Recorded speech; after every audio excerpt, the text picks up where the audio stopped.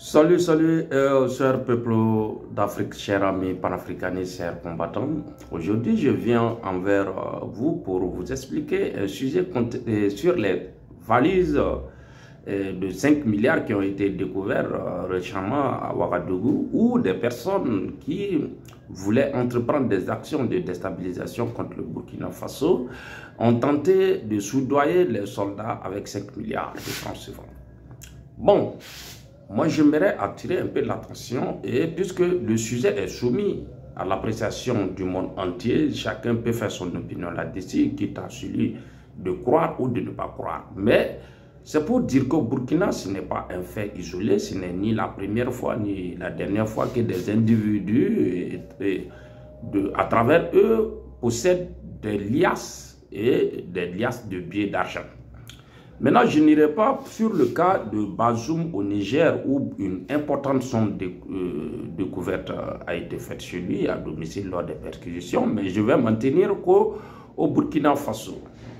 Maintenant, que des gens sachent, ceux qui tentent de discréditer ou de dénigrer nos chefs d'État à travers ce sujet, ils ont libre choix de faire leurs analyses comme bon les semble. Mais quitte à nous, les panafricanistes, de faire ressortir la vérité où elle peut se retrouver et de situer les choses dans les contextes.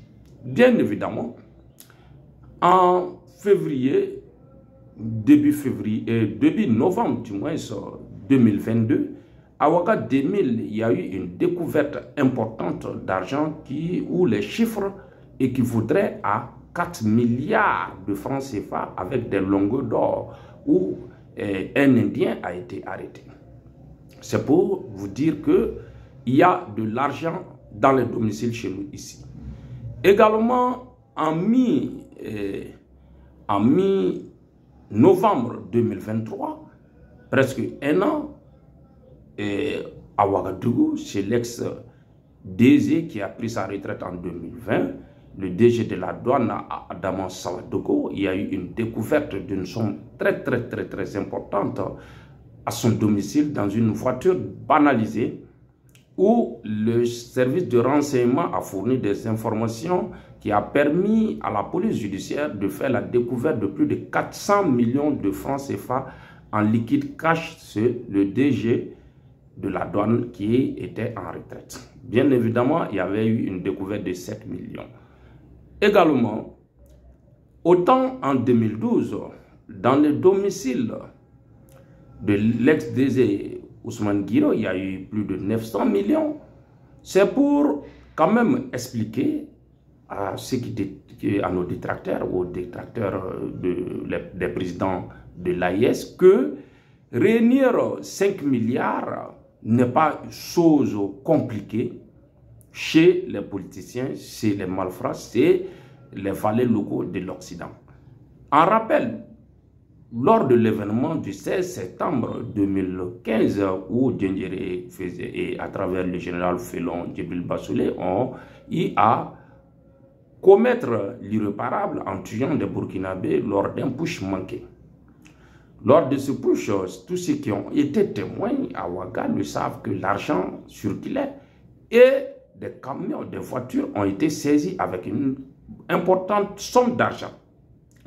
Également, lors des perquisitions dans le domicile de Soro Guillaume à Ouaga 2000, il y a eu une forte somme d'argent qui a été perquisitionnée par la justice dans ce domicile.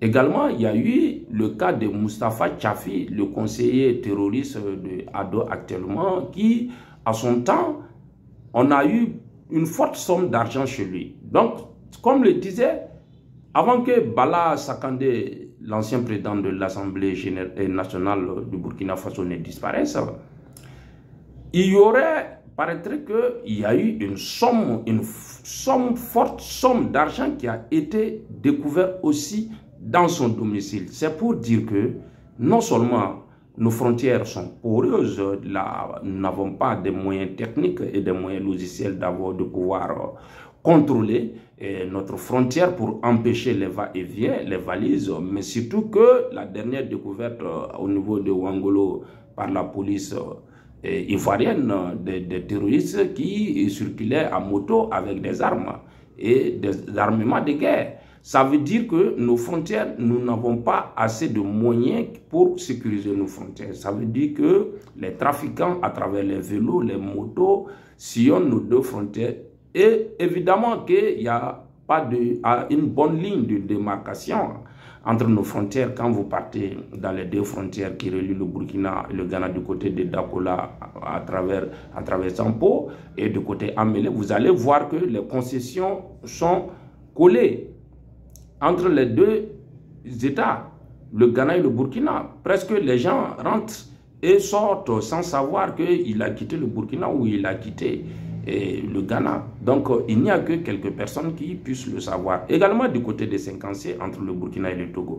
C'est pour dire que pour faire passer ces millions d'argent et ces billets de banque, ce n'est pas chose compliquée pour les malfaiteurs, les complotistes, les conspirationnistes, l'Occident qui veut détruire notre pays et à travers le système que nos États veulent mettre en place pour sortir de la CEDEAO afin de créer notre monnaie et permettre à l'AES d'être souverain totalement et indépendant. Mais ce n'est pas la seule chose. Mais pourquoi ces mêmes profondeurs aujourd'hui qui accusent notre président d'avoir fait du Nollywood ou du Bollywood, je ne sais quoi, n'ont pas accusé le gouvernement béninois en septembre dernier, à côté ici, lorsque l'argent a transité de la Côte d'Ivoire, 1,5 milliard ont transité de la Côte d'Ivoire pour atterrir à la présidence, pour tenter de soudoyer les chefs d'état-major particulier à la présidence, celui qui s'occupe de la sécurité du président Talon, président du Bénin. Lui, il a reçu une importante somme d'argent dans un véhicule banalisé qui a transporté l'argent. Le véhicule a été présenté à la télé. Donc, c'est pour dire, chers amis, frères, chers frères combattants, révolutionnaires du Grand Sahel, restez sereins, il ne faut pas vous laisser ébranler, que tout ce que ces menteurs, ces manipulateurs tentent de faire ne puisse avoir écho sur nous. J'ai dit bravo au peuple malien qui a su gérer le contexte de ce malfrat Kouadjim et qui a su faire l'arrêter au moment où il le fallait. Merci, merci au peuple de l'AES, merci à tout le monde, que Dieu vous garde.